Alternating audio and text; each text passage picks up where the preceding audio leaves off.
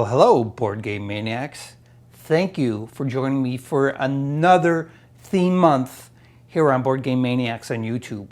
We are playing, as you can see, none other than Fallout Wasteland Warfare.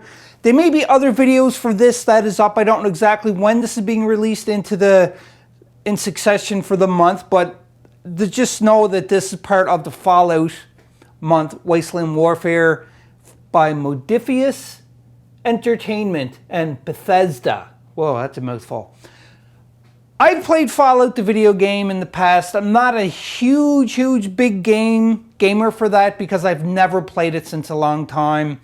And when I did play it, it was very little, but I managed to play a couple of games of this off camera, both solo mission as well as 1v1 and co-op too as well, with my son and my friend Tim.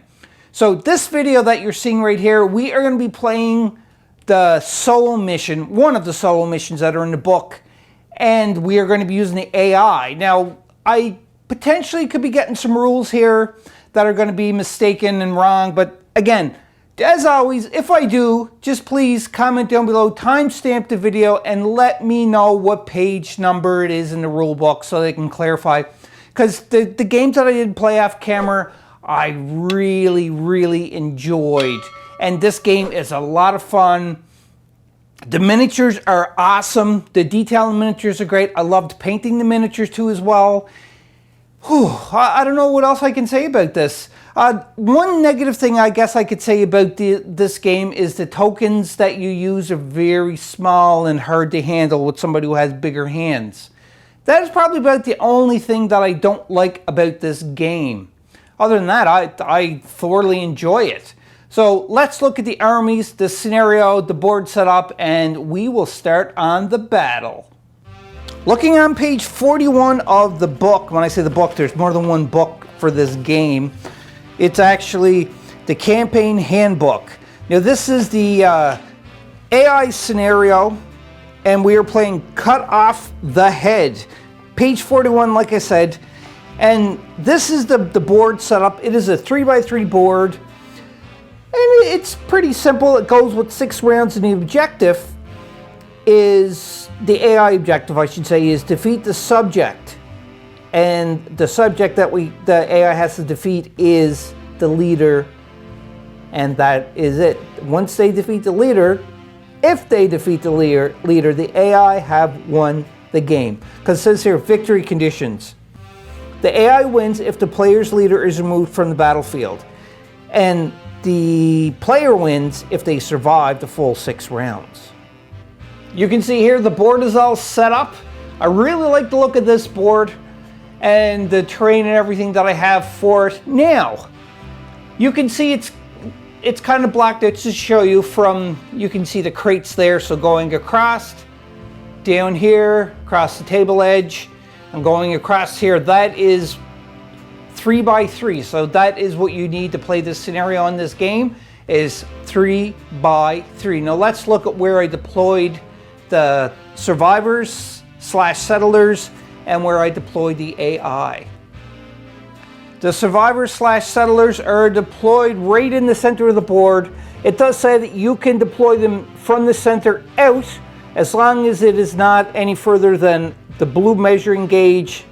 So the blue measuring gauge is roughly hits about here. So I kind of just put them all in the center just to make it a little more interesting. They're all together because they have to just survive this onslaught of 6 rounds. And the leader is none other than the sole survivor, Nora. They're up against the Super Mutants. I really like the look of the Super Mutants, so that's why I picked them. It don't say exactly what armies to pick when you're playing this game. You just pick whatever you want and then you're going to battle. I balanced it out as much as I could, and it's roughly about 340 to 361 caps per side. So you can see here too as well, as let's swing in a little closer. The Super Mutants are deploying it within orange of the battle edge or whatever, so he's just kind of just right on the edge. And I assigned them each numbers randomly. So there you have a Super Mutant here, number 5. We have another Super Mutant here, number 6. We have a Mutant Hound, number 4. We have another Mutant Hound, number 1. And down here we have the mutant, Super Mutant Brute number 3. That's pretty scary because them hounds do a lot of damage in the games that I played off camera. I was really scared, but thankfully we got old faithful dog meat on our side who is a tank and will hopefully go through and just wipe all of them out. But again, remember, we have to protect our leader, which is Nora. So Nora, I'm going to try not to have Nora go off on her own. I want her to try to stay within the confines of another survivor or settler, because that's the only way, or even dog meat itself, because that's the only way that we're hopefully going to keep Nora alive. Now, if Nora dies within the 6 rounds, we lose the game. Let's go in for a close shot of the unit cards so we see what everyone is equipped for. Again, remember with the point value, which I said previously, keep that in mind. So we have Soul Survivor Nora right here, and she's equipped with her 10mm pistol and stun baton. Everyone thinking like 10mm pistol, that only has a small range. I know it is, but hopefully Nora is not gonna be in too much danger. I may have made a mistake by giving her that, but we'll test it like it is. We'll see. We have 2 settler survivors too as well, and they are both armed with hunting rifles. And we have dog meat, and he has his dog bite. For the Super Mutant faction, we have 2 Super Mutants. Both are carrying bolt-action pipe rifles and boards. This is the AI card for it, so you can notice here in the AI, their objective and their attack and move, there's no defend or fall back on these cards, because I don't think Super Mutants believe in falling back. Swinging it over to the Brute, he has a sledgehammer, and that's his AI too as well, and also its objective, which would be kill the leader. So they're always going to be going towards Nora, usually, unless, you know, in between they're in close combat or what have you, and attack and move. And we have the Mutant Hound too as well with the Hound bite. That is it for each team. And as you can see, we got 1, 2, 3, 4 against 1, 2, 3, 4, 5. So therefore, the survivors are outnumbered by 1, so the first turn is going to the favor the survivors for the attack.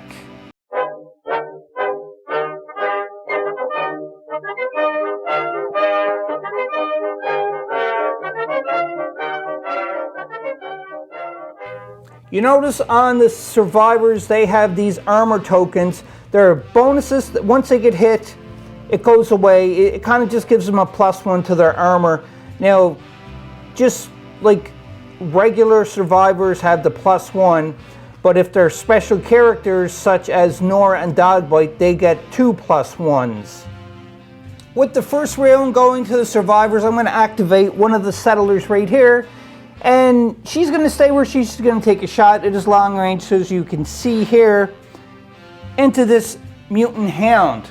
So hopefully she's going to take some good whacks. Now, she has strength, because she has to use her strength for this, if I'm not mistaken, of 6.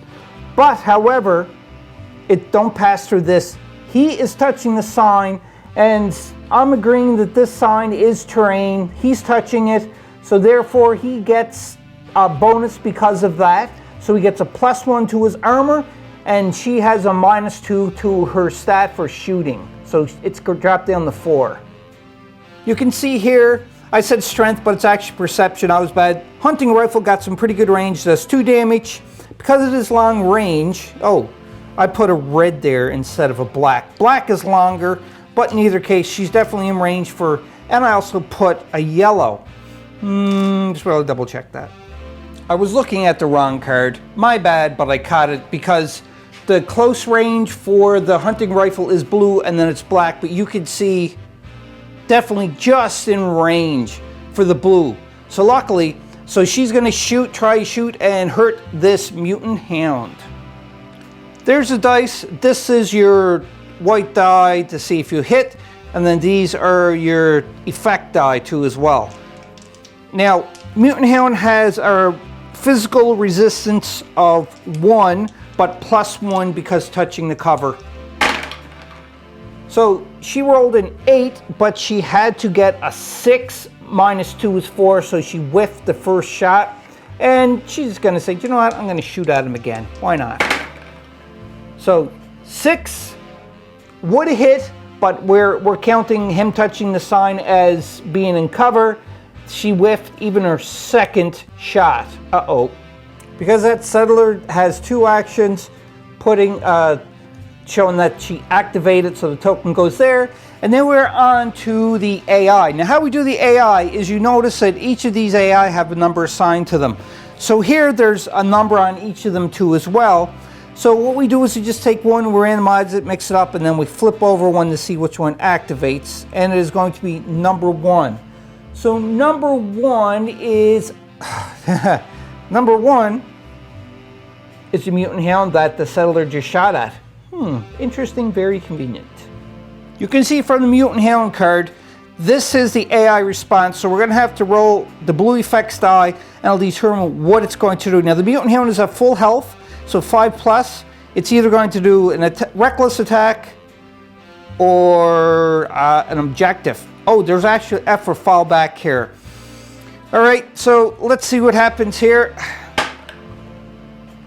And it is a nuclear explosion, so if we look at the card here, full health, it's objective and it's underlined. What underlined means, what I'm understanding, is that if the Mutant Hound was engaged in combat, then it would not try to do the objective, it would just stay where it is. But because it's a gray shaded area, it is reckless, so the Mutant Hound is just going to avoid any bit of cover, just going in for the kill straight like that. So we have to move the Mutant Hound. It's a movement of red and a blue of charge.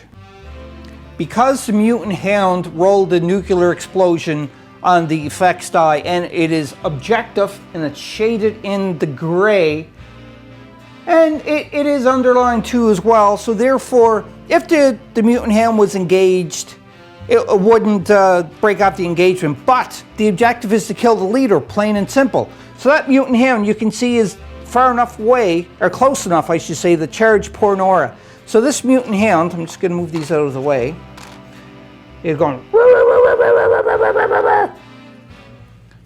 that there, comes in right to Nora and is going to attack her because she is the leader and their objective is simply to kill the leader. So that was the first action. Now the second action is going to be the actual combat, but before we determine that, we have a little effects token right here. It's a green die on one side and black, and you have to flip that, and what happens is that will determine what bonus die that Mutant Hound gets because it is run in to attack Nora. It charges everybody who charges in this game, what I am reading, and if I'm reading it correctly, they get to have one of these. Now if they do a battle cry, which is another action here, but the Mutant Hound don't have battle cry, luckily. But in either case, the Mutant Hound is going to get the one bonus. If it was battle cry, if we do battle cry on one of them, I think the Brute has battle cry, I'll explain to it, but I'm not going to get into details yet. So let's flip this, black die, so that Mutant Hound got an extra black die to attack poor Nora. Let's go to the dice box, determine how much dice we need, and let's roll and see if Nora can save herself. Looking at the Mutant Hound's Hound Bite card, you see it has a black die, yellow die, and a blue die. And also too as well is because they charge, you got the bonus of flipped it, it's a black, so they get 2 black, a yellow, blue, and the white is your dice to see if you actually attack or not. Now the Mutant Hound is, you can see the knife icon, that's melee, so they attack on a 6 or lower, so you got to get a 6 or lower to attack poor Nora. Let's see what happens here. Oh no, so that's a 3, so automatically hits. This is bad. Nor we might have just lost this game right away, because you can see here that successfully hits. This symbol is an armor break. This is 2 extra damage, and on the mutant card a star is a quick action, so they get a quick action too as well. So Nora has to defend a total damage of 2, 3, 4, 5. Nora's in big trouble here, and she also got an armor break. Because of the armor break, and Nora has this armor bonus, there's 2 of them onto it, 2+1s. You can't use the 2 of them at the same time, so it flips over to 1.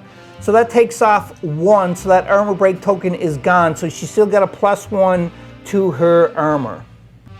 The Mutant Hound also rolled stars, so therefore, if you look at this, the star means that it is a quick action or a ready token, whatever you want to call it. So it's this thing right here, and you look on the bottom of the card, what they can do is, for this ready token is, they can be aware, ready within this here, or they can do a double move. But the mutant don't want to do anything yet, the Mutant Hound, so I'm just going to place that onto the base, like so, and because I rolled the extra black die, that token is gone too as well. Just so we're all on the same page, again, I'm still learning the rules here. This is on page 40 for quick actions, and you can see there's a little chart here with the icons, and the Mutant Hound, the quick actions are the action points, because they did roll to get an action point, is prepare, allows a model to prepare and explains to you what is prepare here, or they can pick, again, expertise, attack, or movement. So I'm not sure what I want to do yet. It depends all onto the outcome of this. It could possibly be that I'm going to either do a movement or I'm going to do a prepare. I don't know, but we still have to roll on Nora's defense to see if she's going to survive this or not. Before I roll the armor dice, which is the red one, on page 21, and all of these that I'm referring to is the rules of playbook, but on page 21, like roughly down around this part here, it says, to check if and how much damage has been blocked, the red 12-sided die, armor die, is rolled, resulting in the number between 1 and 4. So essentially, it's a D4, but it's 12 sides. It's got 4 numbers onto it, I should say. If the number rolled is equal or lower than the relevant armor rating, example, matching physical armor rating to physical damage, the damage is reduced by the number of rolled.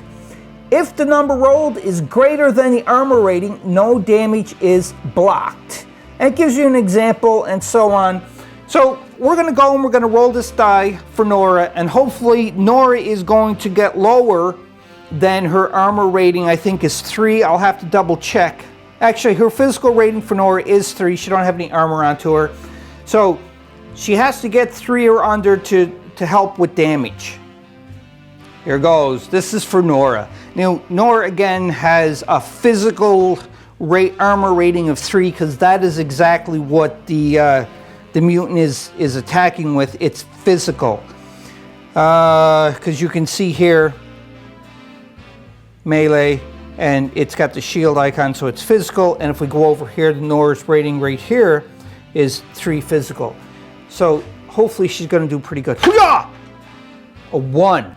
Okay, so you subtract 1 from the damage, and that will determine how much she has taken.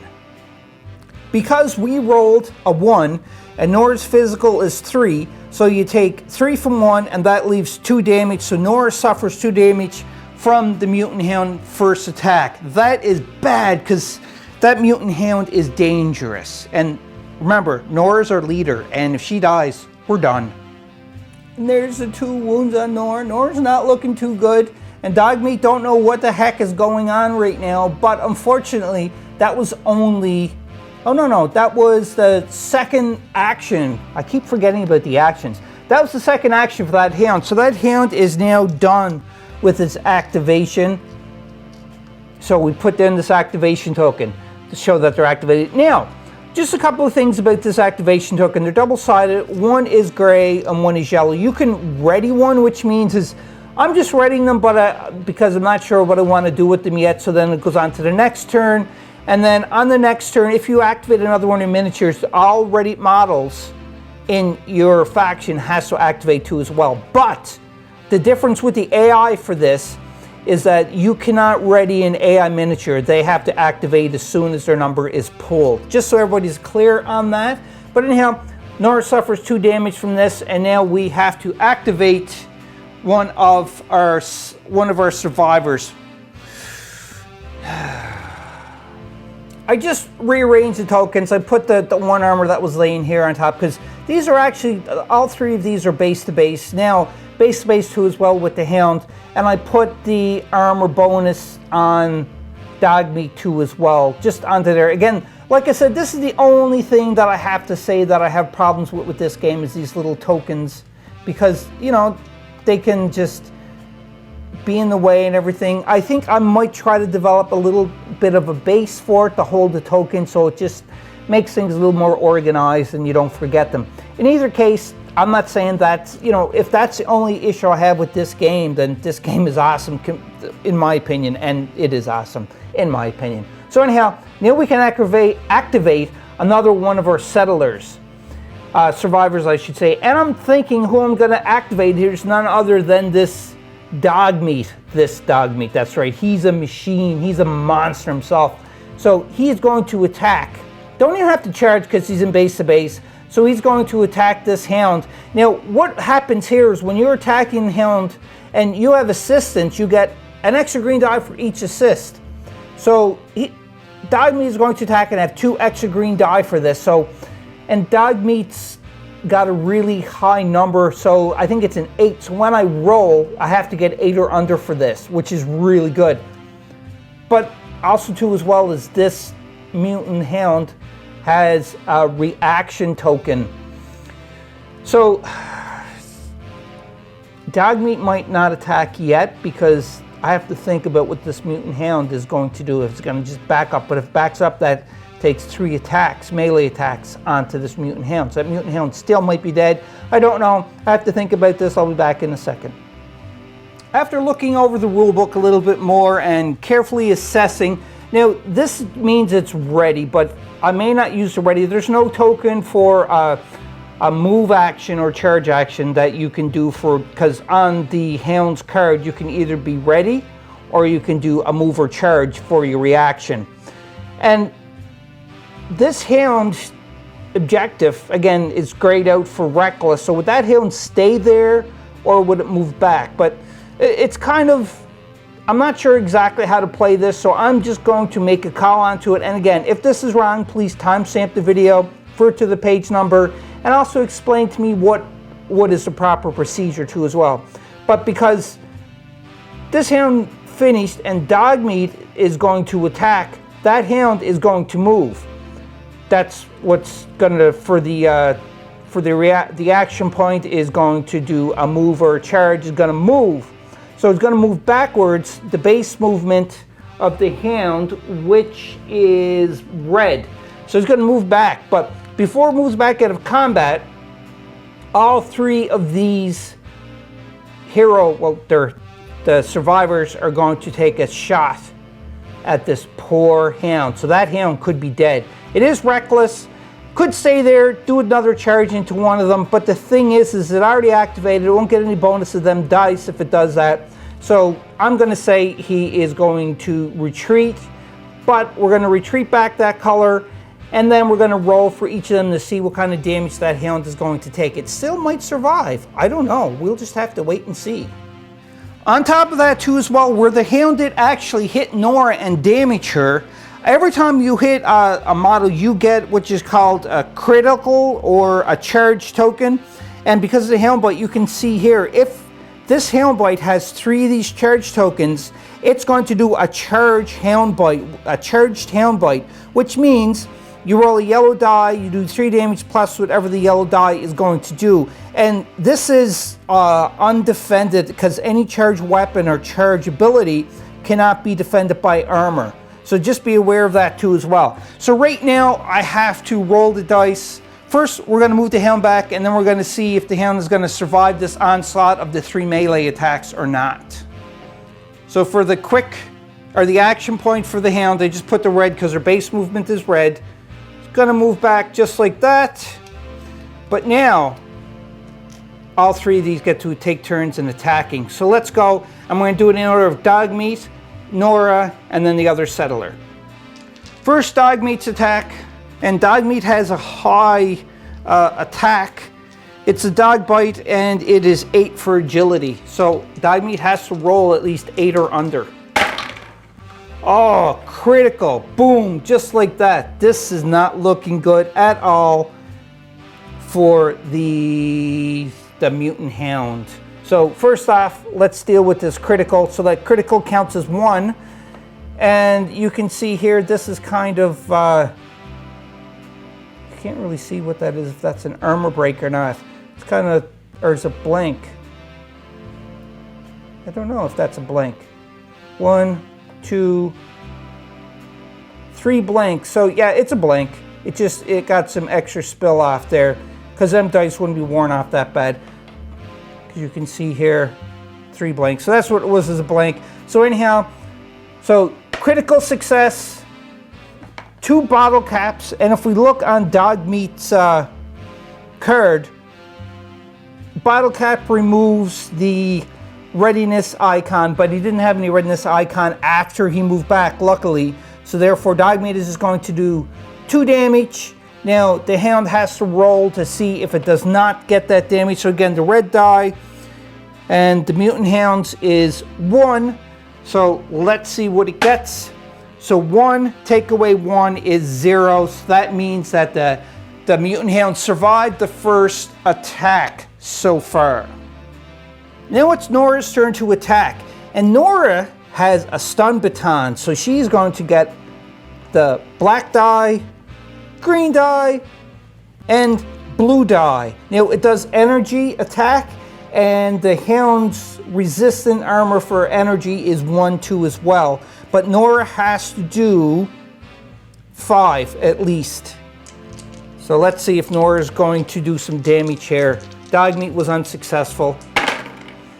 So that's a critical failure. So Nora has failed too as well. So far, the Mutant Hound is so lucky. So let's look at the Settler now to see about for attacking. So the Settler has a hunting rifle. Now in the book it does say that you can use a ranged weapon in combat, but it's a -2 to the accuracy.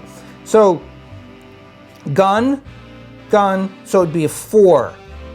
I know it is melee. Actually, no, sorry. It would have to be melee.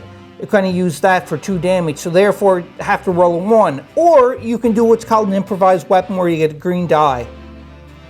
So I'm thinking that's what she might do, is just a green die to attack the Mutant Hound. So then it would get a green die and the white.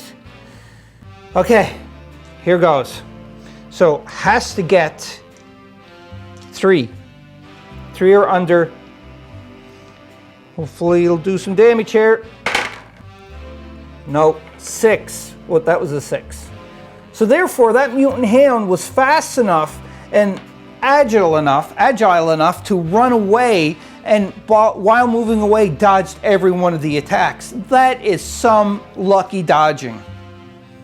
That was a lot to deal with for this Mutant Hound.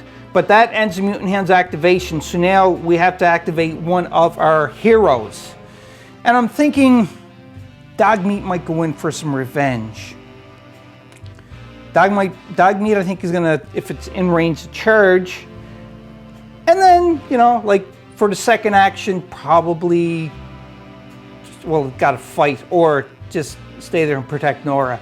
Dogmeat is wanting some revenge though, because he wants to eat some of that Mutant Hound's flesh. Even though Dogmeat wouldn't eat the flesh, but just rip it up because attacked his master.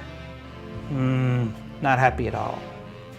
After Dogmeat kind of went over everything, and as much as he wants to go and attack that Mutant Hound, Dogmeat's like, you know what, I don't want to do that. This is all in dog language too. So therefore, Dogmeat is going to be loyal right now and just ready.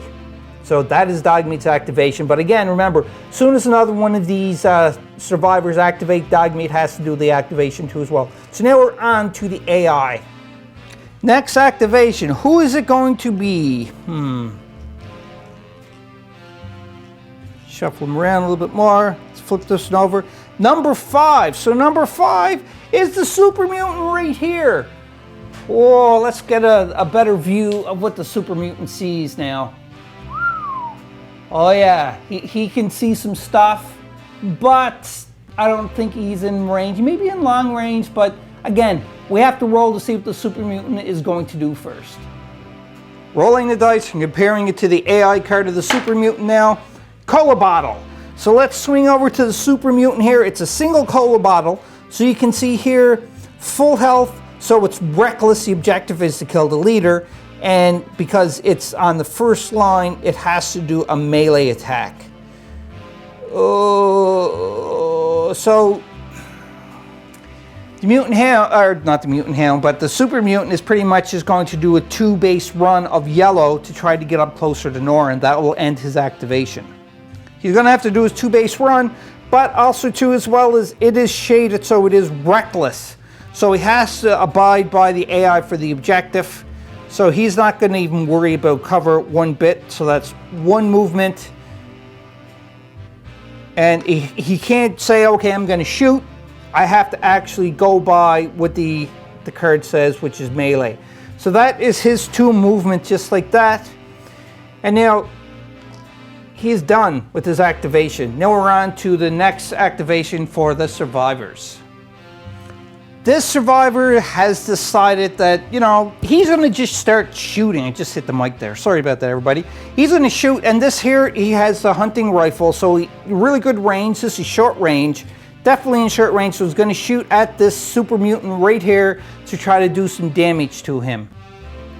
Super Mutant is out in the open, so it's just a standard perception check or test, skill test to try to hit. So it's a 6 or under, and because it's short range, the hunting rifle gets 2 yellow. So let's go. Oh, that's a critical fail. But I still do get 1 quick action.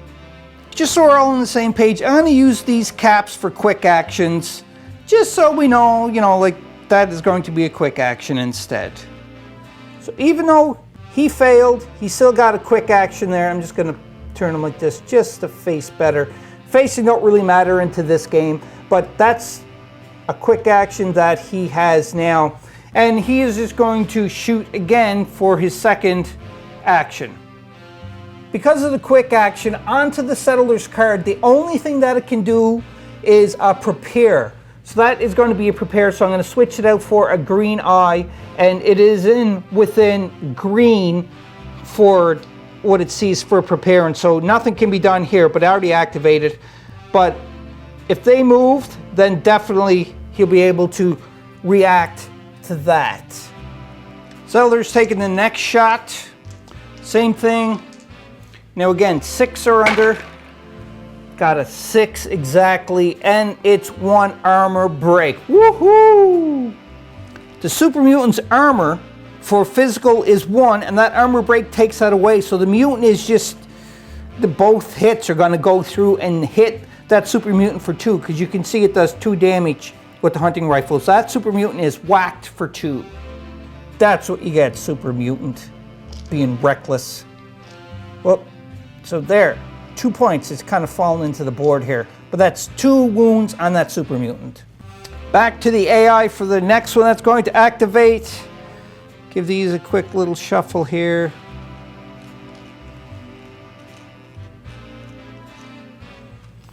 Oh, that one flipped over. I guess that's what we're going to activate. Number 6 is the next activation for the AI, and that is going to be the other Super Mutant, which is right here.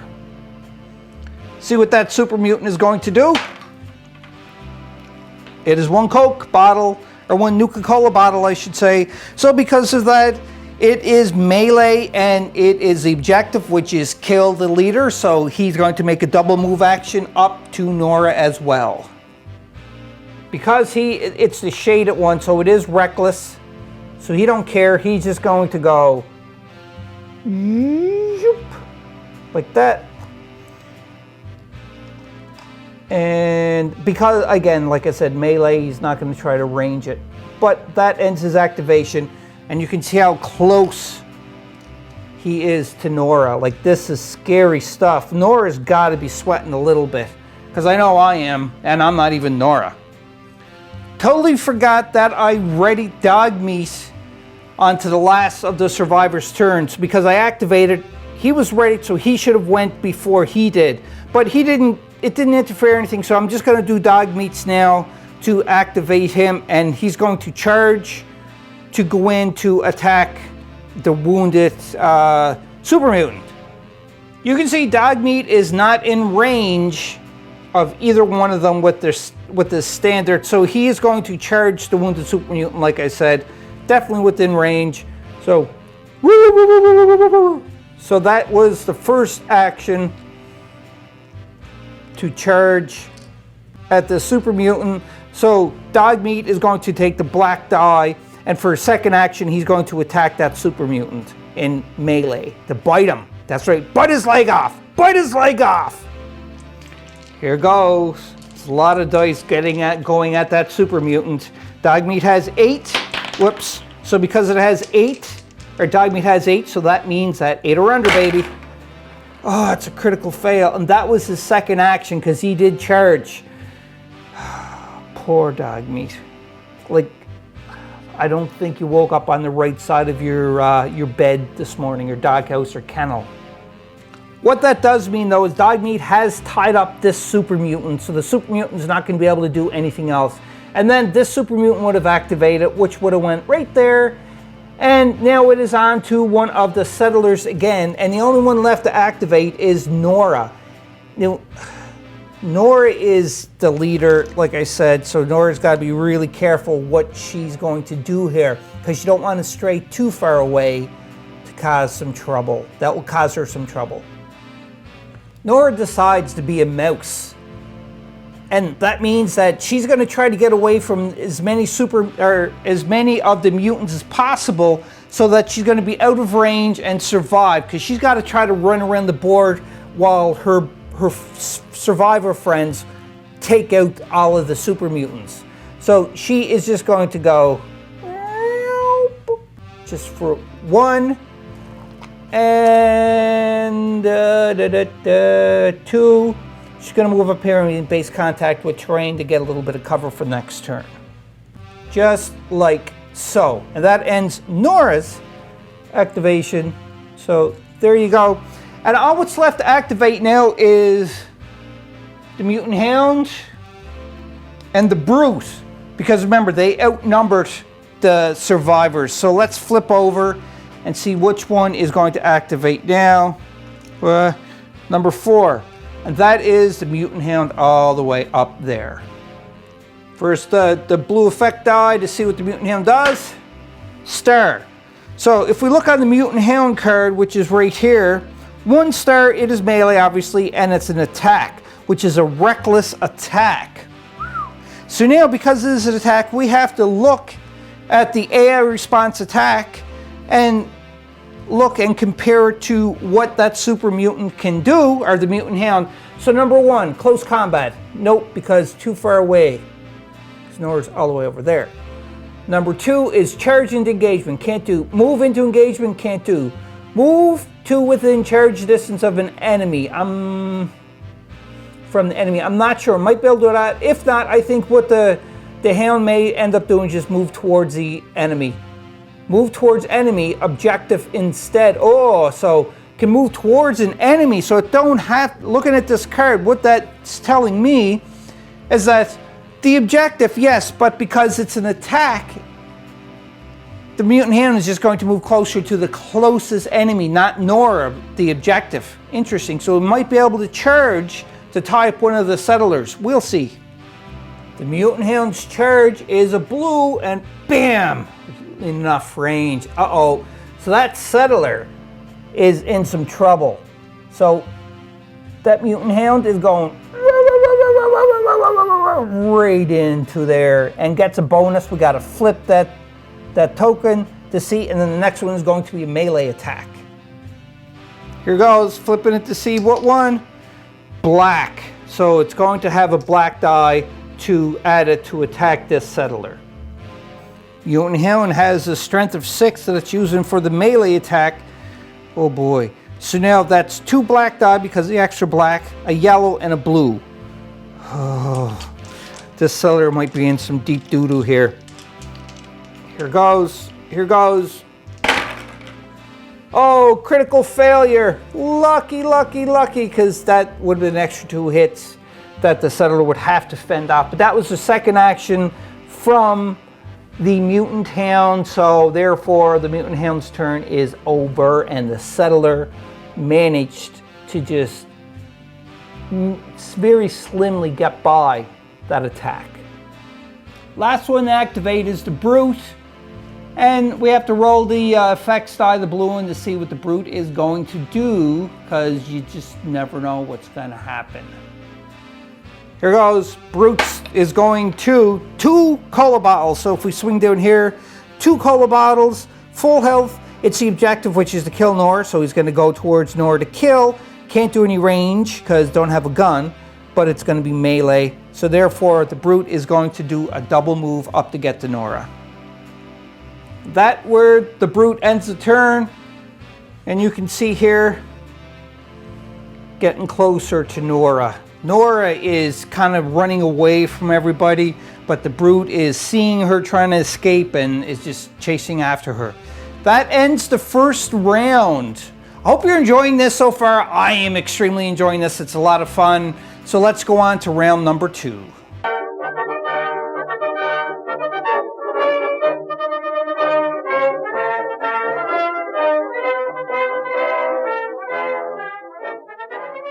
Before we start round number 2, one thing I did mess up that I totally forgot about, and it only happened like 1 or 2 clips ago, was that this settler had a reaction token. Now, when that mutant moved into his range, which was green, he'd be able to take a shot at him, but he didn't do it, so I'm not going to play back onto it. It's just gone. But just be aware that if they have a reaction marker, a ready marker, then when it comes into whatever their line of sight is or their reaction range, then they could do like a shoot or a move or what have you. But he's tied up in combat anyhow, so that is it. So I kind of messed that up, but oh well. And also too as well, is when it's in reaction, the shooter or the attacker would get a -2 using a ready action when they shoot. Since we're on the round 2 now, what happens is that it is activating for the survivors because they have less models than what the super mutants do, because they start off less down. Nobody get killed yet, and I mean yet, but all in all, it's going to be the survivors going first. Nora's going to activate first, so I'm just going to put the activation marker here for her to show that she's not being readied, she's actually activating. And you can see I have the blue range ruler out already, and the Brute is in range for her 10mm pistol, so she's going to shoot at the Brute in wide open, so no penalties for anything for shooting. And let's go to the dice box and resolve this shot for her first action. Nora's, she's shooting on her perception, and it is a 7, so you gotta get 7 or under, and she's using her 10mm pistol, so it's black and green die. So 7 or under, I know you can do it, Nora.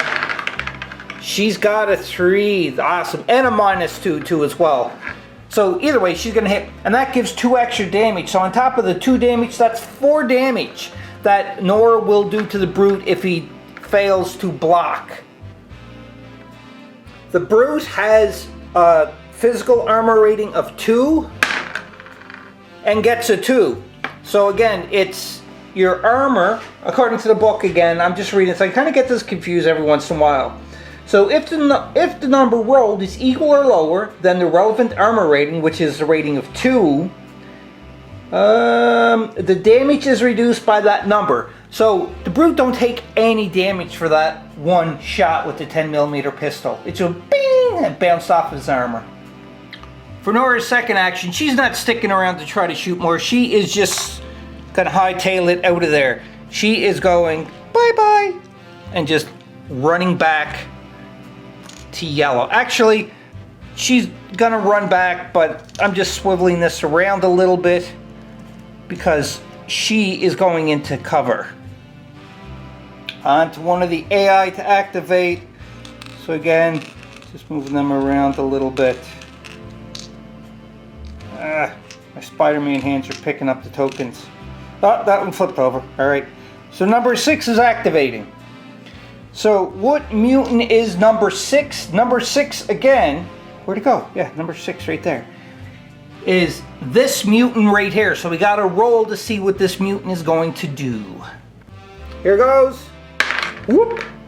2 bottle caps. You can see here that mutant is at full health. So he is reckless, objective, and at range. So he is going to try to shoot at Nora, which is the objective. If you look at the AI attack, this is the range section because it has the range icon right there. And can it shoot? Well, it don't really have line of sight on Nora because I double checked and Nora's head is under this cover, so therefore he can't see that Nora is there. So you go to the second one, which is move so an enemy could be shot with next activity. One shot is possible, move no closer than yellow target. So I know that the Super Mutant can do that. So it is reckless though, and you can see from this is a valid target. It isn't close and it is reckless, so the Super Mutant's not going to count that it's tied up in melee with this Hound, so he's going to take a pot shot twice. And this is interesting because I'm going to explain to you about how you determine what happens, who gets hit when you have a good against bad in the same area what somebody's shooting into. What I understand to be is because this here in hole is a larger target, he gets a +2 to his shoot skill. So let's look at his shoot skill, to the +2, and then after that you roll before you assign any numbers. And if it is a successful hit, then you're going to assign numbers. So this would be up to 4, that is. So that 1, 2, 3, 4. So if he rolls a 2 or a 4 onto the white die, then he's going to actually hit the Hound instead. But if he rolls a 1 or a 3, he's going to be hitting the Settler. But first we have to roll to see if he's going to do any damage or not. Bolt action pipe rifle does 2 damage and you get a yellow and green with it. So his shoot characteristic is a 4, so it goes up to a 6 because you get a +2 because it's a larger target that you're shooting because there's 2 people. So he definitely hit, and that's an armor break. And for the pipe rifle, they don't get anything for bottle cap. So now, since it's a successful hit, now you have to take this and you have to roll. No, actually, sorry, it's this one. I said the skill dice, but it's actually the armor dice. And again, he don't want to roll a 2 or a 4. If he rolls a 2 or a 4, then that means that Hound is getting hit instead of the Settler. He rolls a 3, so therefore it is going into the Settler, as I explained just previously, that it's a 1 and 3 for the Settler. Because it hit, and he did roll an armor break. The Settler has 1 physical armor, so that armor is completely gone. It's the shot from the Super Mutant penetrated and hits for none other than 2 points of damage. Because the Settler has that +1 bonus. The previous clip it showed a +2, but I just flipped it over where I was moving it, but it's only a +1 because it's not a unique character. So that is gone, and it saves instead of 2 points of damage. The Settler is going to have 1 point of damage onto him instead. Again, second action, gonna shoot again because still reckless, still have to do what he does. And a +2 to it, so goes to 6. Here goes, don't get a 6. Oh, that's a critical success and an extra hit. Remember that the Nuka-Cola bottles don't do diddly. So therefore, that is 3 hits. He also gets a crit, and now the Settler has to try and block yet again. No armor breaks this time, so the Settler's armor is 1 physical. Hopefully this is gonna happen. And no, he takes the full brunt, so that's 3 damage, and that means 1 and 1 thing only. Pew! Ah, the settler is dead. The mutant has successfully KO'd, killed the objective. Well, not the objective, but did kill one. Oh, that hurt. That really hurt bad. Because they were already outnumbered, now they're severely outnumbered. For the great shot actions that this Super Mutant did, he got 2 crits because he hit the settler, the survivor, twice. So there you go. His weapon is starting to become charged, so it's getting more charging to the supercharge. Danger, danger, danger. Now we're on to the activation of the survivors. I'm going to activate the other settler because they're better at long range. They have no combat ability and their armor is super low. And you can see there's 2 bad guys right beside this settler survivor. So this survivor is going to move up 1, 2 here. At least you got a little bit of distance, I guess. And now it's going to go pew pew pew and shoot into the brute. You can see it is in close range with the blue, so therefore it gets 2 yellow die with the white die to shoot at the brute. In the open, so 6 or lower. Come on. Oh, critical. Whammo bammo. Thank you, mammo. Oh, yeah, that's right. So gets a crit, which is good. And it's going to do a -1, so that don't count. Bottle, a Nuka-Cola, doesn't count. So it is 2 damage going to the brute, and the brute got to save that. Brute has 2 physical armor. Got a 2, so 2 minus 2 is 0. So the brute takes no damage whatsoever. It was a great try, but unfortunately you failed because the brute's armor is just too hard to get through. But if you look at the brute, he really don't have any armor. It's just, he's like the Hulk, he has really thick skin. I say the Hulk because the brute is green too as well, just like the other Super Mutants, but he's more beefier than what the other Super Mutants are, so he is definitely a Hulk, but his name is Brute. On to the next activation for the AI, or Super Mutants in this case. Let's take this one. Number 1. And number 1 is I don't know, which one is number 1? We have 5 here. We have number 1 right here. This is the Hound. The Hound is, oh, look at that. But we got to roll to see what the Hound's going to do. Here goes. The Hound gets 1 cola bottle.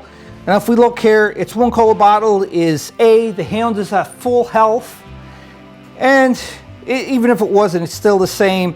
It's an A for attack. It's reckless, but underlined, which means if he was in melee, he would not break the melee no matter what. But he is going to hopefully try to charge to get that settler, because the settler seems to be the close one. Or he can go at dog meat. It's a good... So we're not sure which one. So you look here and it says nearest. And again, remember, he is reckless. So therefore, since he's reckless, he's going to charge poor Dogmeat, who is already tied up in combat. Don't even have to measure for this. He just goes, bah! And that was his first activation. And again, we got to flip one of these tokens to see what he gets for his bonus for charging. It's a green. All right, so he gets a green. So his second act is going to be attack, but he is going to get an extra green because of assist. So poor Dogmeat. Poor Dogmeat. He got no hits on him. He still got his 2 bonus armor. So we'll see what happens here. Let's go to the dice box. He has a 6, so you got to get a 6. And you can see the blue die, the green die, and the yellow is for his Hound bite. But he also gets the black, or the black, green, and yellow, I should say. And he gets the extra green for the assist. And the blue, because again, just so he gets a black, he gets a yellow, he gets a blue. So black, blue, yellow, and he gets a green for the bonus charge. He gets a green for the assist. Dogmeat has got a lot of dice to dodge here. Oh, and again, he's going on a 6. Critical fail. Whoa, but and no quick actions here. So, oh. Dogmeat is lucky, a lucky pup. Okay, second attack. Oh, he's got a crit. This is not good. So you can see here, the dog bite or not the dog bite, the mutant bite, the hound bite I should say, does 2 damage, plus another one is 3, plus another one is 4, so that's 4 damage right now. That's not good. And he gets a crit for rolling a crit. And on top of that, well, the blue Coca bottle, the blue Nuka-Cola would take away if he had like a reaction token, but he don't have a reaction token, so Dogmeat's okay for that. And that one's blank. So Dogmeat got to dodge this, because if he don't dodge it, he's getting a total of 4 hits against him. This is not good. Dogmeat's armor is really good though. It's 8, or no, it's 2. He's got 8 health, sorry, but 2. So let's see what he gets. Oh, he gets a 4, so he takes the brunt of that bite. And that's 4 bites towards Dogmeat. Oh no. As I said, Dogmeat's taking 4 bites, but he does have this armor to help him. So it cancels one out automatically. You can't use the 2 at the same time, so therefore Dogmeat is taking 3 damage. Oh, poor Dogmeat, poor Dogmeat. On to the survivors. Survivors. The survivor's turn. And the only one left to activate is Dogmeat. So Dogmeat, should he try to disengage, but then he's going to get attacked from both of those, and the brutes have boards, so that's probably not a good option. Dogmeat's going to attack first, and he's going to attack the weaker of the 2. He's going to try to hit the Super Mutant first. Here goes. Dogmeat has to get 8 or lower on the skill die. Oh, it's a critical failure. That kind of screwed my plans. But he did get cola bottles, and it takes a reaction token away from the Super Mutant, but the Super Mutant don't have a reaction token, so that's void too as well. So Dogmeat is just going to stay there and just attack again, because that's it. Dogmeat is, you know, he's relentless. He just don't want to give up. Here goes. 5. He gets it. Oh, and he gets a couple of other goodies here. So, cola bottle, again, we already went over that, but the nuclear is an arm break. So he manages to break the Super Mutant's arm. And because of that, the Super Mutant gets a -2 penalty for the rest of the game. Plus, on top of that, the Super Mutant got to try to deflect the damage. So everyone is on the same page. The hound bite, or no, sorry, the dog bite, it's still very close to hound bite, but this is for Dogmeat, and where he rolled a nuke, it's an injured arm, and what it does say for the injury on the arm, I'm just reading it right at the book, it says, a model with an injured arm suffers a -2 modifier to all skill values and should have a -2 marker placed next to it. And the only way to get rid of it is with the use of a stem pack or robot repair kit for robots. But he's not a robot, that's Super Mutant, and you don't have a stem pack. And it says all skill checks, but the skill check I don't think counts for the armor is a skill check. I'm going to double check with that just to make sure, but I'm thinking like the roll for your defense is not considered a skill check, but we'll double check. Check. I just checked in the book and I looked on the armor side as well as skill tests, and the different color dice are referred to as skill dice, effect dice for skill tests. This is an armor die, and this, what I can see and what I could read is that this does not count as a skill test. Because of that, I'm just saying that this does not apply, the -2 does not apply to the armor. If I am wrong, please timestamp the video for now, refer to a page number where it specifically has, and please just kind of do a general explanation of why I'm doing this wrong, because every little bit helps. This is my first official game of Fallout on camera. I did play it off camera to learn the rules. Hopefully I'm doing this right. If not, by all means, please let me know. Alright, so on with the Super Mutant to protect. He has a rating of 1 for physical damage. He's got a 1, so 1 minus 1 is 0, so he takes no damage from that bite, but he did get the -2 though. Good job, Dogmeat.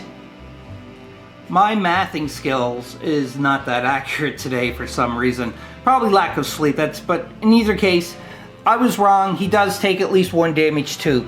Because if it's equal or lower, you're going to reduce the damage by that. So 1, he rolled it equal, so 1 take away 2 damage applied will be 1 damage left. So therefore, the Super Mutant has 3 damage on him now.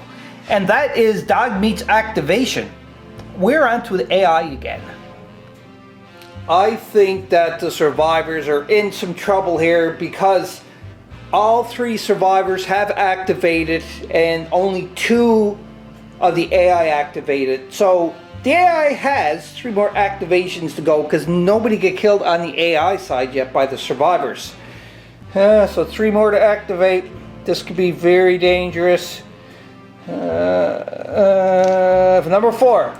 So number 4 that activates is going to be... No? Number 4 is right here. So this Hound, the worst one to activate, I think that was closest enough to do some damage, is going to go. But we have to roll to see where the Hound is going and what the Hound is going to be doing.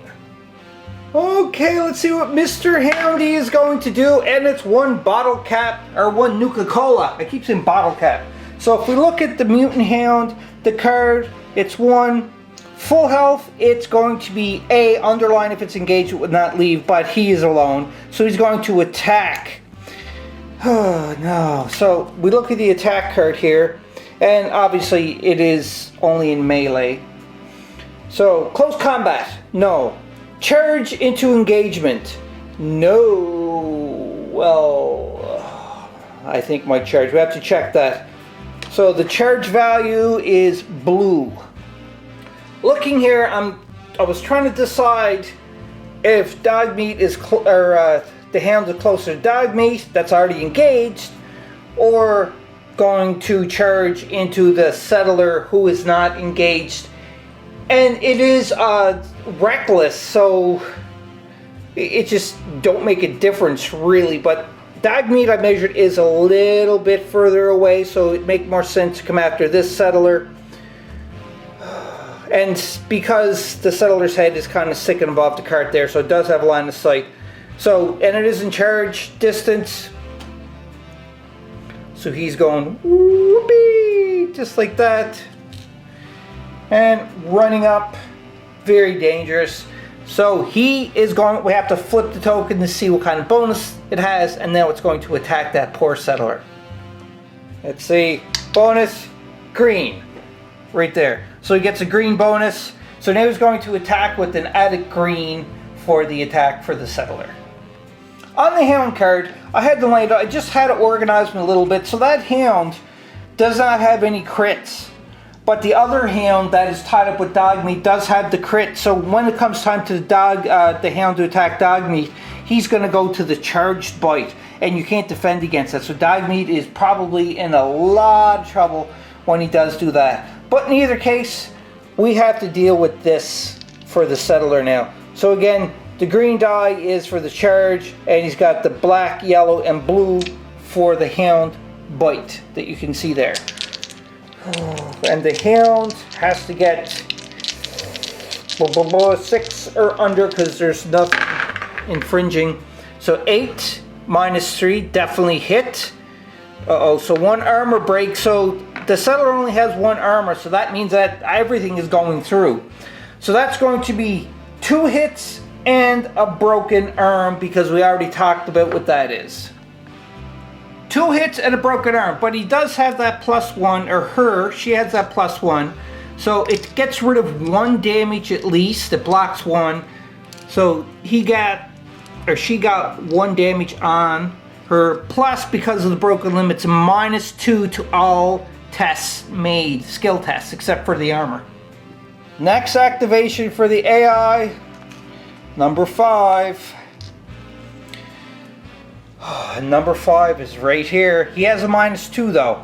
So now he's obviously, well, we have to roll to see what happens first. I'm just getting excited, like, oh, I'm gonna go after Dogmeat. I don't want him to go after Dogmeat, but it may be. We have to roll and find out. Super Mutant is going to stir.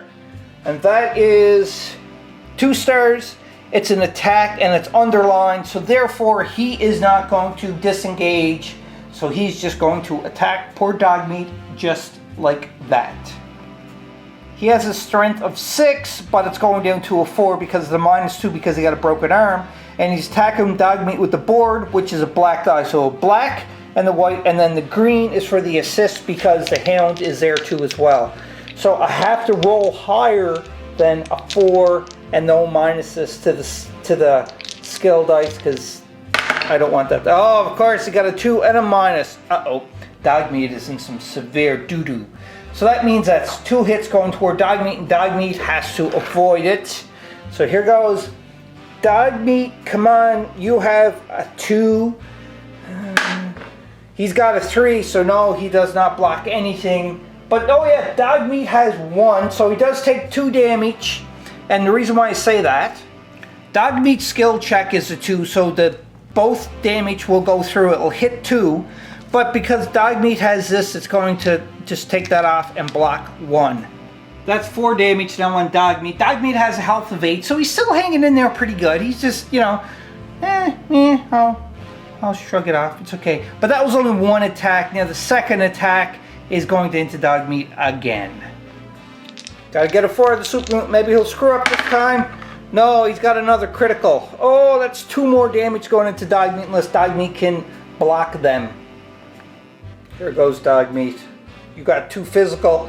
You can roll a 2 or under. You can do this. I know you can. He rolls a 1. So he successfully did that. It was 2 damage minus 1. He takes 1 damage.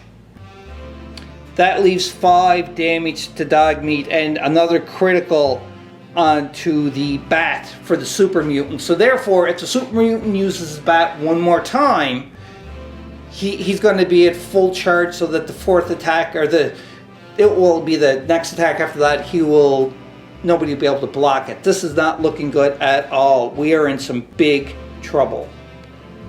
The last AI to activate is number 3, and that is the Brute.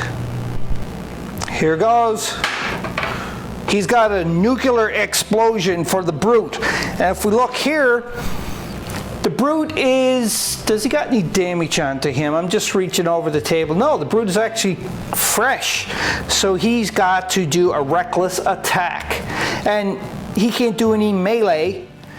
He can't do any range. So let's just consult the chart. Close combat, negative. Charge into engagement. Maybe he's got a green. Let's check that. You can see the Brute can charge into melee. So he's going, and he's coming up here, and he's attacking the Settler who has a -2. This is not looking good at all. There's all the dice that we have to roll for the Brute Sledgehammer. It's 2 yellow. We got the green for the assist. And the Brute has a strength rating of 8, so 8 or under is all he has to do. Now, I just noticed that the Brute has, which is called Battle Cry. And I'm thinking we're going to try the Battle Cry. I've never done it, but the Battle Cry symbol is the fist here that's in the yellow. So if he's within yellow range, he'd be able to do a Battle Cry. But he wasn't in yellow range when he charged. I would like to refer to the book for that because I would like to try Battle Cry if we can. Battle Cry is described on page 36 of the rule book. Now, Battle Cry is the yellow icon here. So what the yellow icon means in the fist? Well, fist is Battle Cry, and some miniatures will have Battle Cry Resistant, which is a white with the black fist. Now, with the Battle Cry for this, the yellow, that means that the miniature can be pushed back in yellow if the Battle Cry is successful. But we're going to deal with that afterwards. So right now we look at the Battle Cry. The strength is 8. So then we take the white die and we roll it. Now for the Battle Cry to be successful, I have to roll it 8 or lower. He rolled an X, so that's a critical failure. So nothing happens for the Battle Cry. But something else does happen. So from where the Brute did do the charge, he would get one of the tokens to flip for the to see if it's going to be a green or black. But because he failed the Battle Cry, he don't get either one of these. Now on top of that, if the battle cry was successful, this is just an example. So if the brute rolled a 9, or no, not a 9, a 7, and then the survivor who has battle cry resilience of 4, if she rolled a 4, the difference between that is, a 1 and 0, because if she rolled a 4, then there's no difference between 4 and 4. But where the brute, if he rolled a 7, there was a difference of 1. He had the higher roll, so he would win the battle cry, and the resistance of the settler would not go through. And if that was the case, the brute would get both a green and a black die for doing their close melee combat. But because where the brute whiffed the battle cry, he loses both bonuses, the green and the black. I said that backwards, but green and black. But yeah, that's what happens. But the charge still does go through, and he's still able to attack, but you don't get any bonuses. And that is how you do a battle cry. Here goes. You got to get an 8 or lower. And he's got a 6. You can see there. So therefore it went through 6, 5, 4 actually, and an armor break. So the settler can't even defend this. So the brute does do the damage with the sledgehammer and hits them for 2. You can see the settler already has 1 wound. So now the settler has not 5 more wounds, 2 more wounds. So that's 3. And the settler's total health is 4. So she is in some deep, deep doo-doo. That was a really intense round number 2. Woo! All right, so now we are going to go on to round number 3, and it's not looking that good for the survivors. But again, the objective of this mission for the survivors is just to survive for the 6 rounds. And the super mutants are kind of picking one by one, picking them off. So Nora is the leader. She has to survive for the 6 rounds, and she's trying to run away as much as she can. And I'm thinking that's what Nora, if Nora's the last one left, that's all Nora's going to do is just run, run, run. And now we're on to round number 3.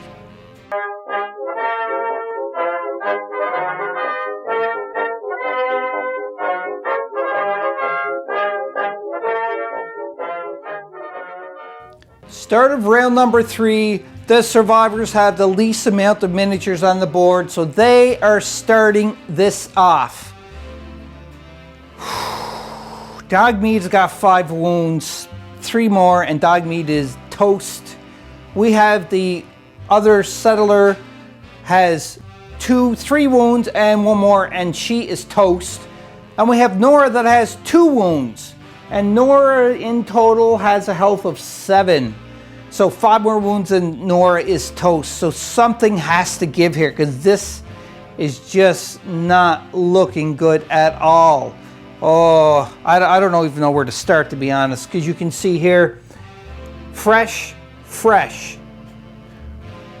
Damage, fresh, fresh. This is looking to be very, very bleak. Oh, Nelly, what am I gonna do? What am I gonna do? I don't know. But I'm thinking I'm just gonna act. Dogmeat is close to being done. Actually, no, the settler's gonna be done activating first, because 1 more wound and the settler is done. And I got a -2, so might as well try to take care of this as best as possible. So the settler is going to activate and take care of this crazy hound. Now, the settler could chance, disengaging, but it's going to chance getting attacked twice, and the settler only has 1 wound left, so I think it's just going to stay there and attack the hound. So let's do that. Because that settler does not have a close range weapon and has the broken arm, which is a -2, if by chance she decides to use her weapon in close range, her perception of 6 will go down to 2, will be 4, and then 2 more, which would be 2 because of the -2. I can't chance that, so just going to use the fist and go down the -2 for that. So it's going to, because of the -2 broken arm, so it's going to be 4 that has to hit on, and only uses the green for improvisation of it. And it will do 1 wound, but it'll still do something. Here goes. Here goes. Oh, critical and an armor break. I should have did the other thing, but shoulda, coulda, woulda, but oh well. So gets a critical on the fist, but the fist can't be charged, so that is it for that. Armor break onto the Hound, and the Hound has 1, so gets through and does 1 damage onto the Hound. That was the first attack. Gonna do it again for second action. Here goes. That's a success and a quick action and a -2. So the Hound got to try to deflect that 1 damage. So here goes for the Hound. Got a 1. And that's good though, because that means that it's 1, take away 1 is 0, so the Hound gets no damage for the second one, but she has a quick action. Math is off yet again. Surprise, surprise. So in actuality, because the Hound took the 1 hit, but then it's going to take another hit because the damage is 2, take away 1 is 1, so therefore that's 2 damage left on the Hound. And she does have her quick action. So, in range, I'm thinking she might just use it to attack one more time.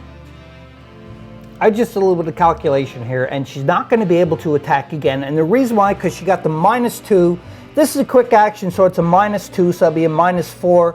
And because of her strength that she's doing, it just, she can't do it. So it's just going to be a ready action, so that when one of these are going to attack, she's going to be able to attack first. But even when she attacks first, she's not going to be able to do anything at all. So that ready action is silly to put there, because she's not going to be able to do it because she can't roll a 0 on the die. And the reason why I say that, it's just so I can explain again, is that she has a -2 because she got a broken arm. So if she's going to take, no, she might be able to do it instead of with her fist, she could do it with her gun. So if she uses with her gun, it's a 6, -2 is 4, and then another 2 would be, she'd have to get 2. So yeah, she could still do it with the gun, just not with her fist. So I'm going to leave that ready action right there, so that when they're going to do it, she's going to take a shot first. Dreading what is going to happen here first. Oh, because it's the AI. It's number 1 for the AI. And number 1 is that Mutant Hound right here. But we got to roll to see what happens. Here goes. It's a Nuka-Cola bottle. And on the Mutant Hound, Nuka-Cola bottle for that Mutant Hound that has full health. It's an attack. And it has the underline. So he is engaged. He will not unengage. He will just stay where he is and fight Dogmeat. His Hound Bite is supercharged. It's 3 criticals, which he has. So selling these 3 criticals to take a shot at Dogmeat to probably end Dogmeat. So the way that this works for the criticals is there's no defense that can happen. So it'll do 3 damage instead of your 2, and you get a yellow die to roll. So I don't have to roll the skill die because it's just an automatic hit. So it's going to do 3 damage regardless.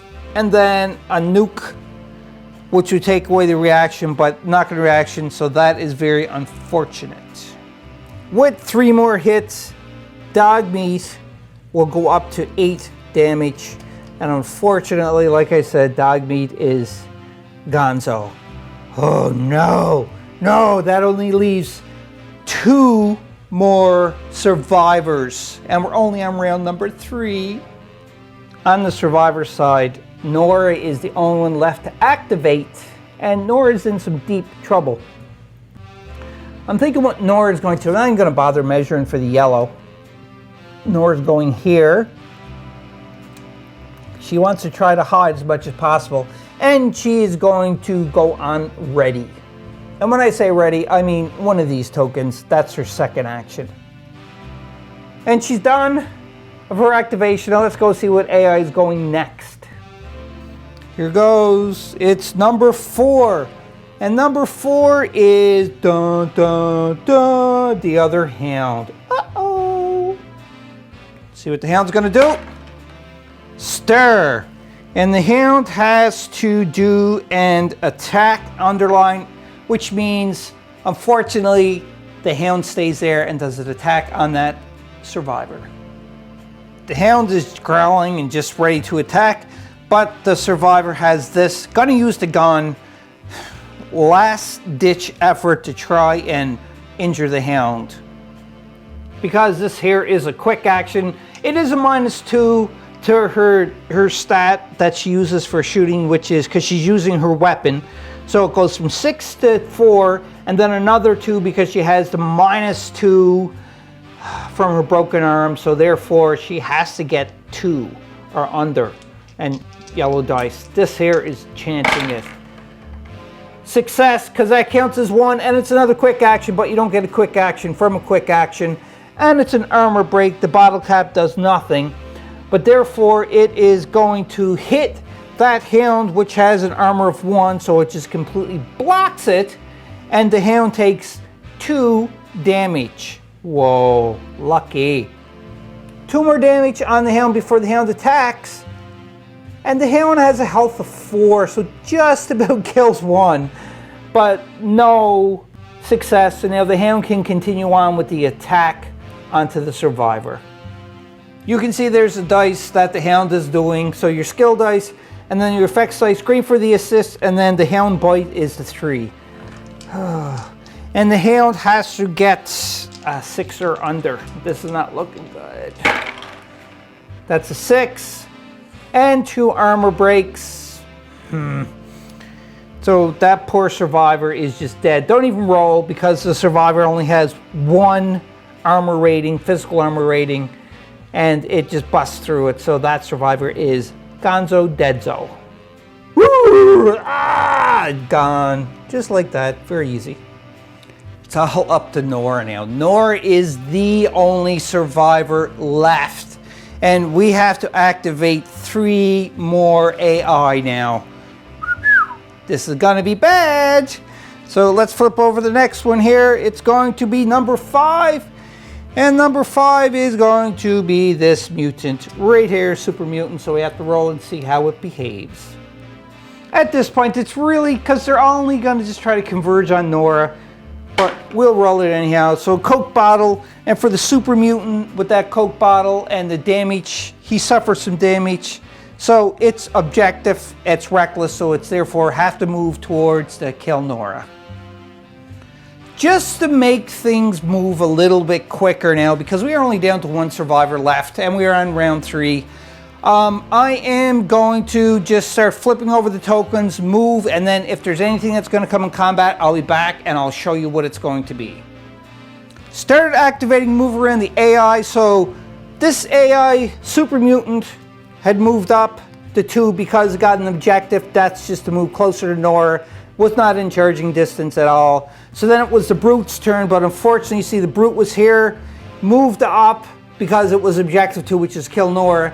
So the Brute is here. Now the Brute can charge into Nora because he's in charge distance for his second action. Now, Nora has a reaction token on her, you can see right there.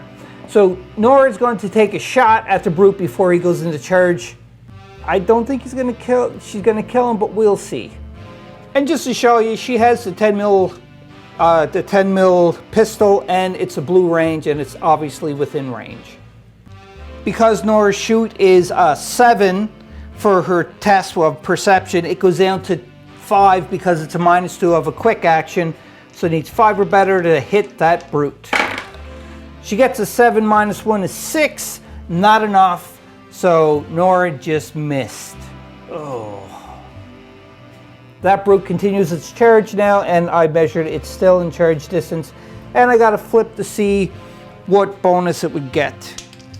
It's a green, green, green, green, green. So then the Brute on his next activation, if Nora's not dead by then, is going to be green. Now this is something that Nora was dreading, because now Nora is tied up in melee combat. On her next activation, she could run away, but she's chancing whoever is going to be in melee combat with her to get some free attacks on her. But I'm going to move the rest of these after I activate them, and I'll be back. Everything is finished activating, and you can see Nora up there in the upper right, tied in combat with the Brute, and another Super Mutant, I forgot his name, is coming in for the attack. So that ends round number 3. We got 2 more rounds to go. Can Nora survive? This is the question, if Nora can survive this or not. Because so far, nobody had killed any of the AI. This is not looking that promising at all. But 2 more rounds, Nora might turn it around. We'll find out. Let's go on to round number 4.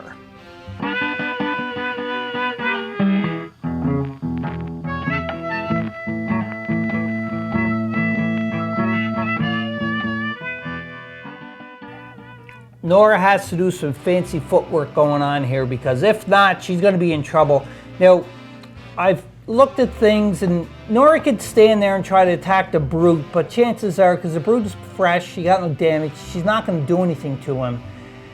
And, you know, like the other Super Mutant that's coming by, does not have any damage either. So I think Nora is going to move her base distance of yellow, and then, you know, just hopefully she's gonna survive getting an attack from the brute, and then she can continue on.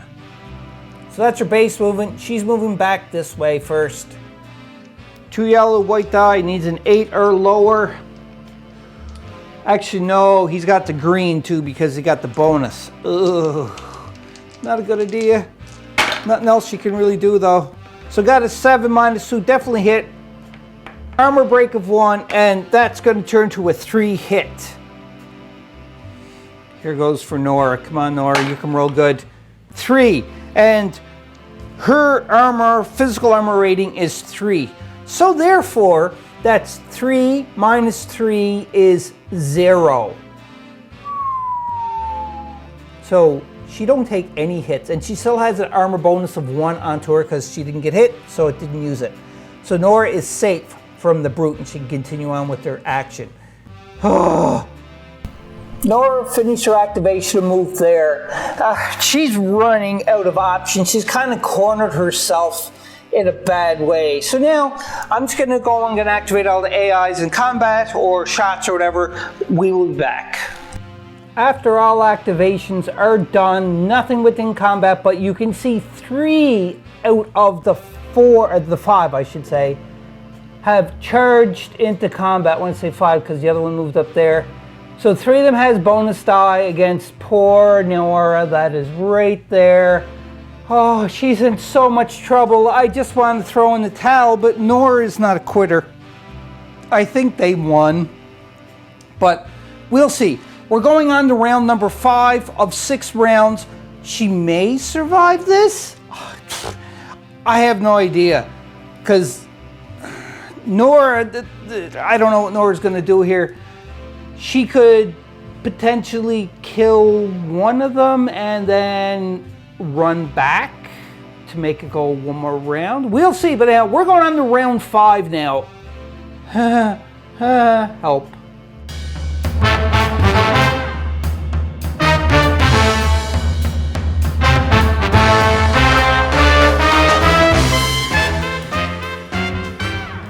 This is it. This is round number 5, and I will be completely shocked if Nora will end up surviving this onslaught of all. I mean all. They're going to get a chance to go in and get at her. Because she has 2 wounds right now, and I think she has a total of 7 wounds. So yeah, so she has 5 left onto her.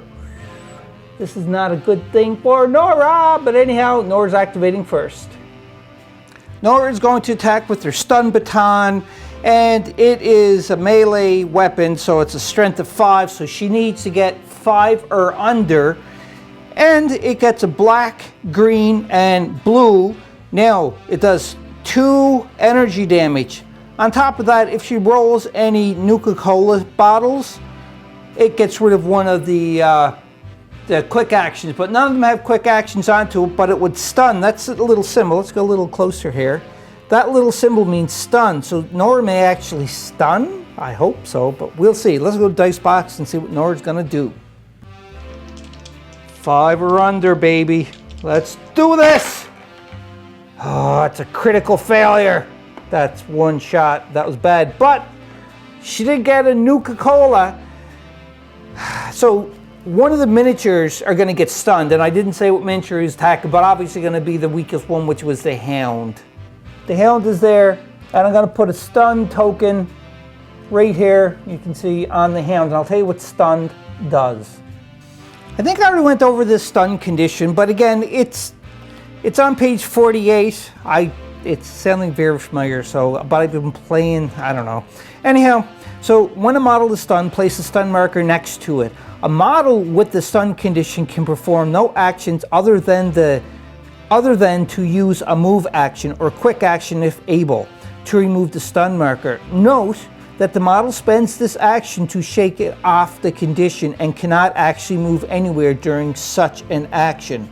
So it would spend the move action to get rid of the stun. And that may be helpful because when it is, if Nora's still alive and it's the Hound, and you know, like, it has to attack, it's not going to attack. Excuse me, because it would have to move first, and if it rolls the wrong thing on the die, it's not going to do that. So it will be forfeit for that action. Interesting. On top of that, on page 25 on the lower left-hand side, says stunned while engaged. Models engaged with stunned models can perform close combat attacks on the stunned model, gaining a +2 modifier to their skill value for the attack. Stunned engaged models do not get the usual free attack on an engaged model which withdraws from engagement. That's good to know too as well.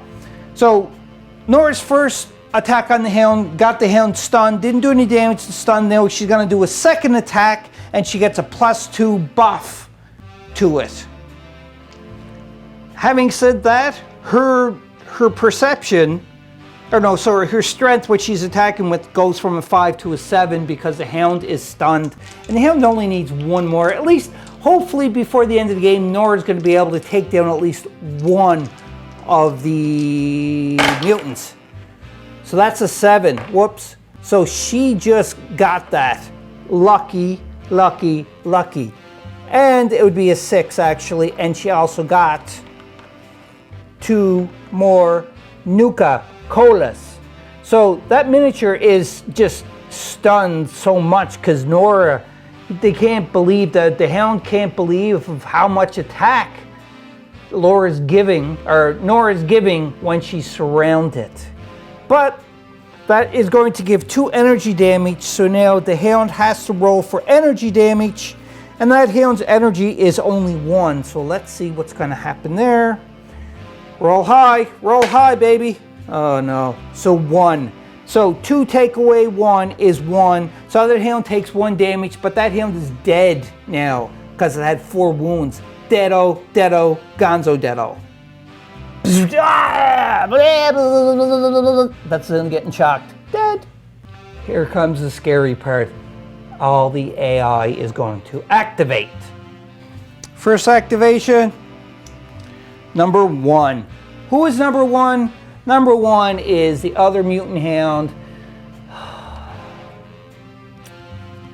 Seeing his brother Hound getting shocked and dropping to the ground lifeless, wants revenge, wants to taste some flesh. Here goes. What's Mutant Hound doing?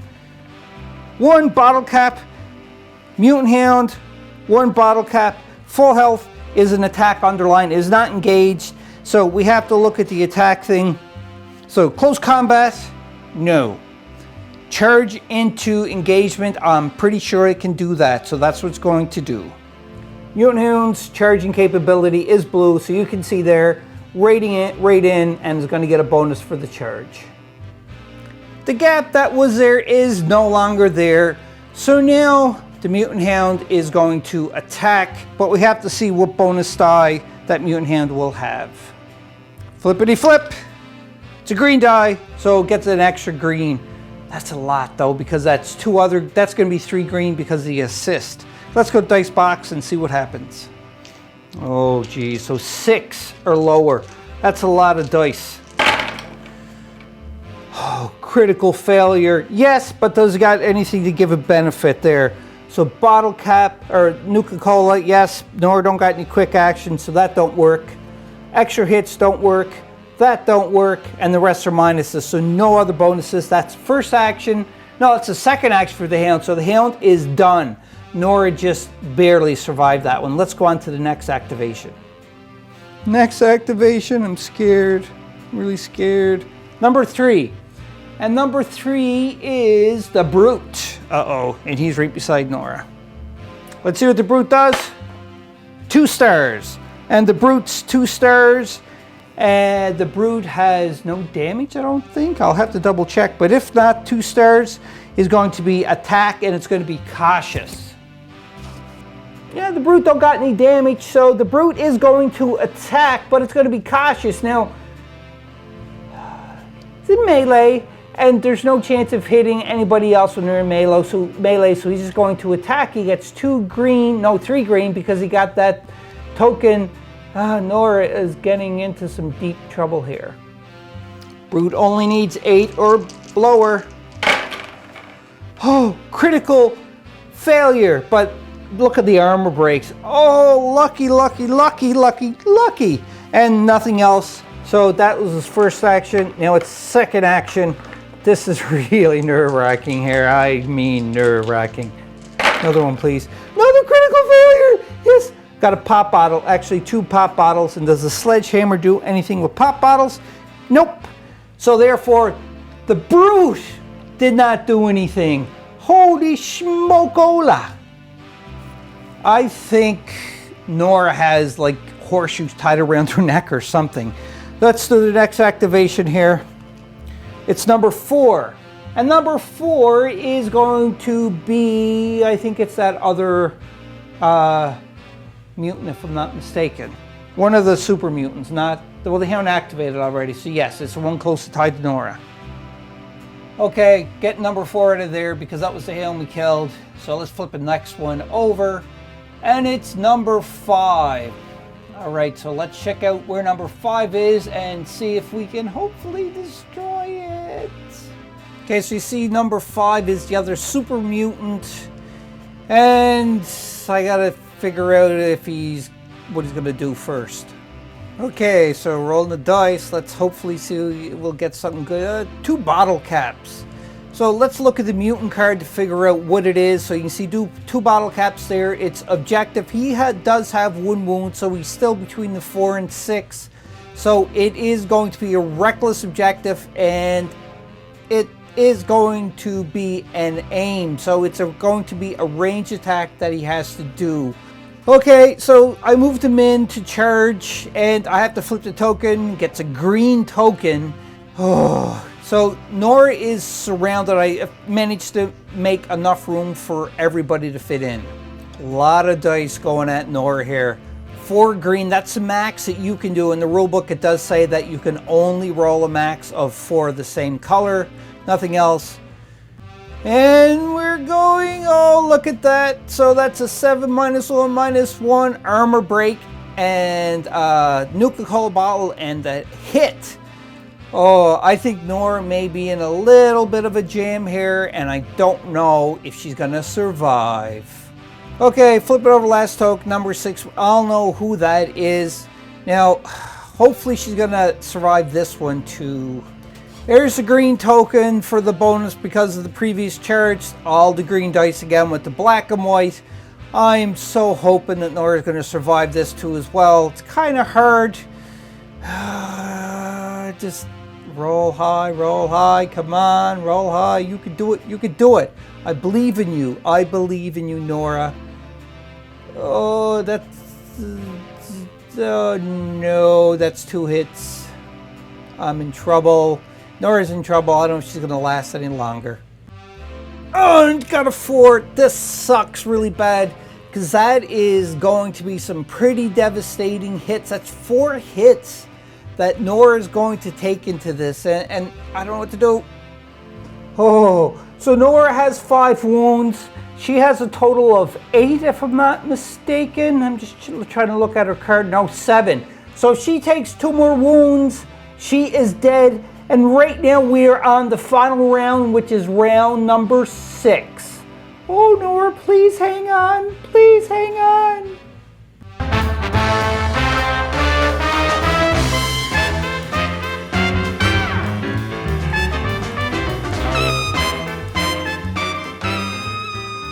Alrighty, ladies and gentlemen, children of all ages, this is it. This is the final round. I am so shocked that Nora survived that onslaught and managed to kill one of the hounds.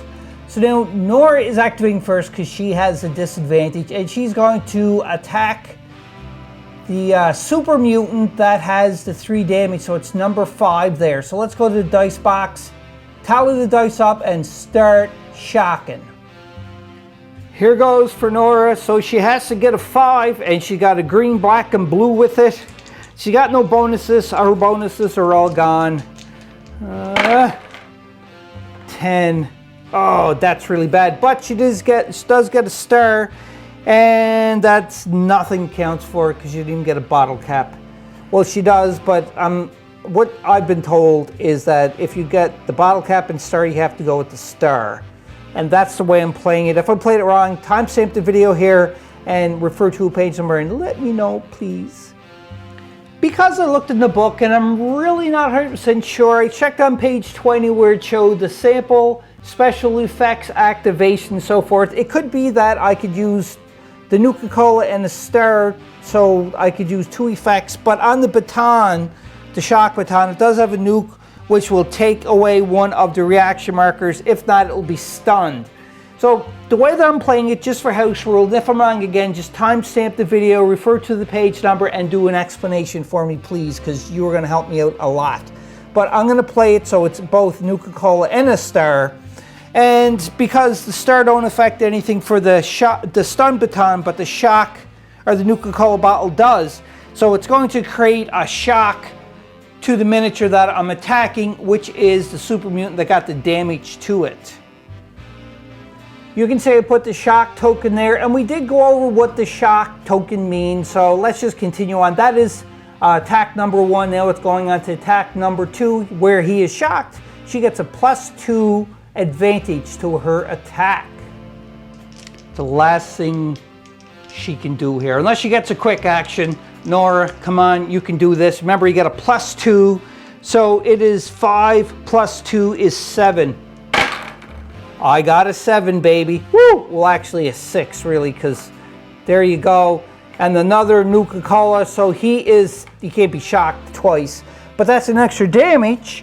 So that for the shock baton is going to do 3 energy damage, and the Super Mutant has a resilience of 1.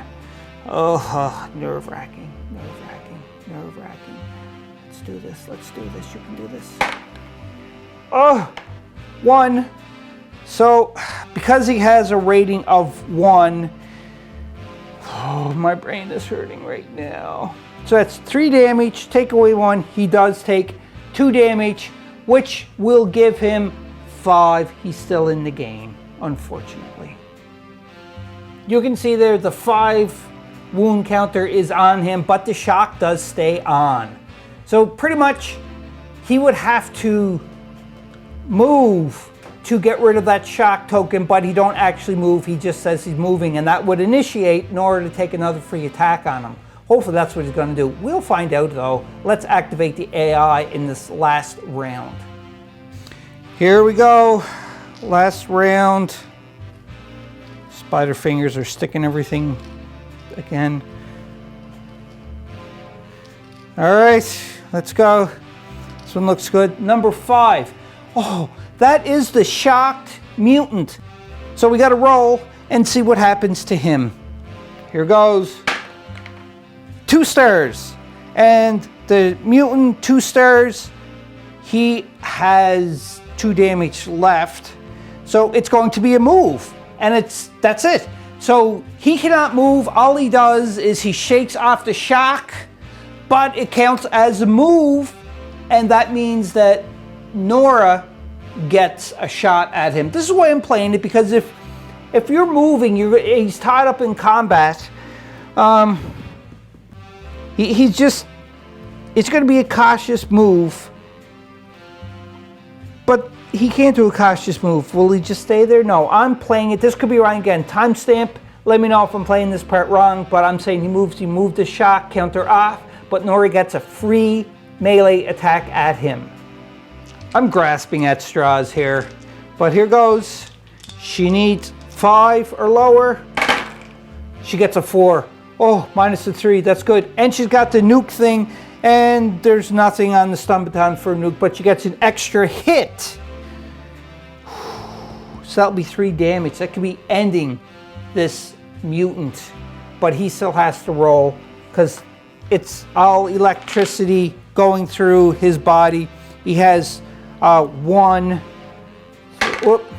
So that's a 1. He rolled a 1. So 3 take a 1 is 2. He takes 2 more damage. With 2 more damage, he is down for the count. Nice, Nora. That's good. And Nora gets a crit too as well. When I say Nora gets a crit, it's kind of not really important now because she's done her activation, but she did knock him down, hit him, finish them, so she does get the crit. If she did manage to get a crit one more time, like if some of them is gonna run away, then hey, might be able to get it some more. Who knows? Well, let's activate the next AI and see what happens. Next one to activate. Oh.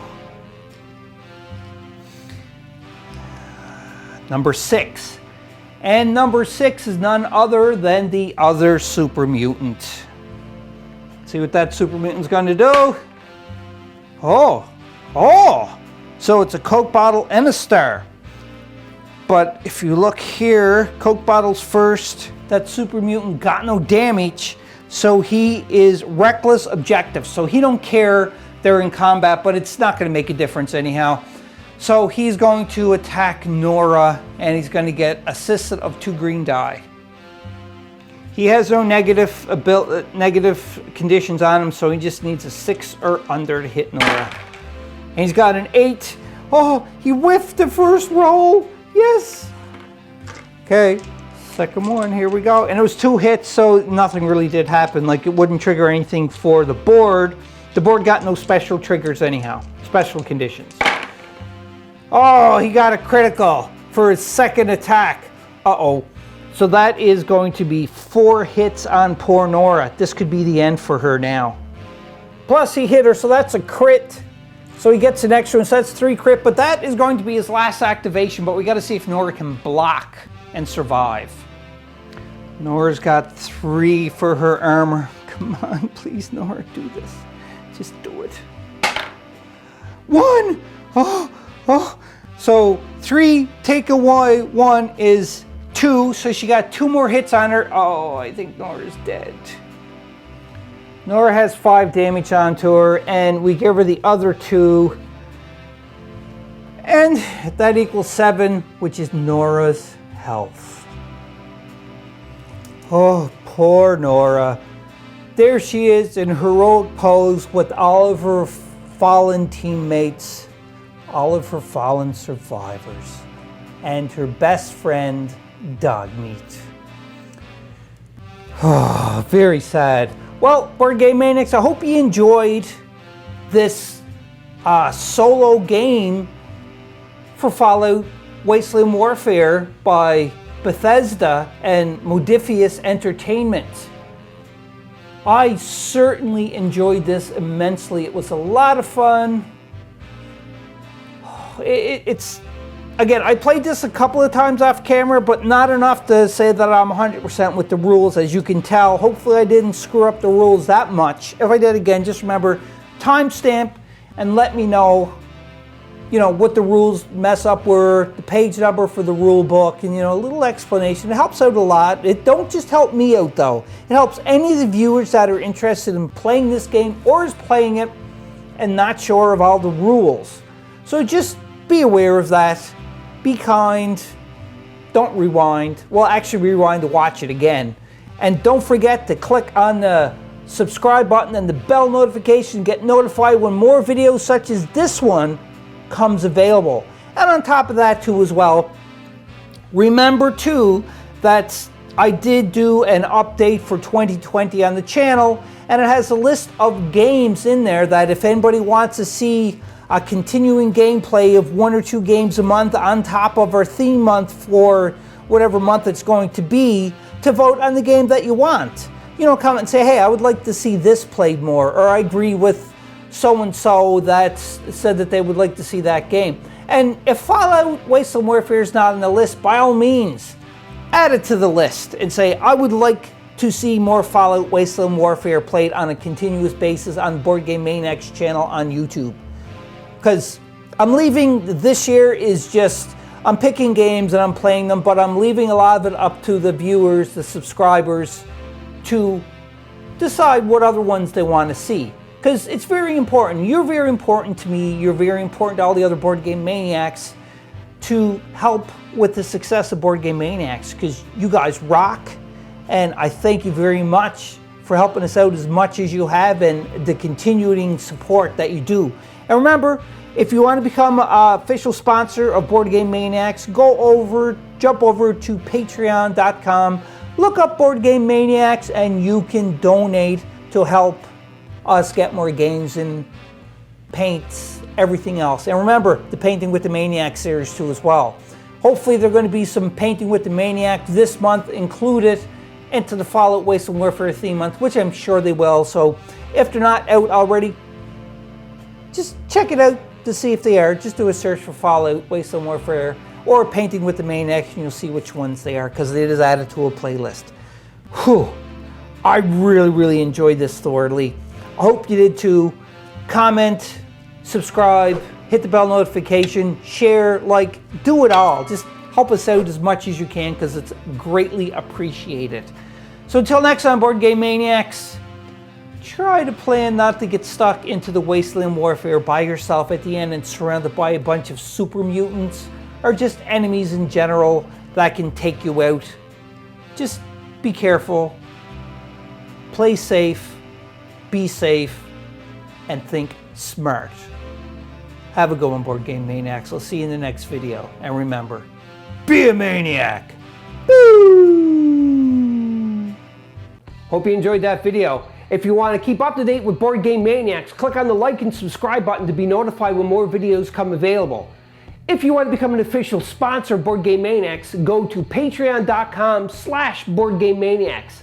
Or you can go to streamlabs.com/BoardGameManiacs1. That's right, and you can donate to help keep the lights on, keep food in our bellies, and play more games. We'll purchase more games, more equipment to make Board Game Maniacs evolve and get bigger and larger. Because of you, the viewers, I thank you from the bottom of my toes to the top of my head for all of your support. And until next time, Board Game Maniacs, be a maniac.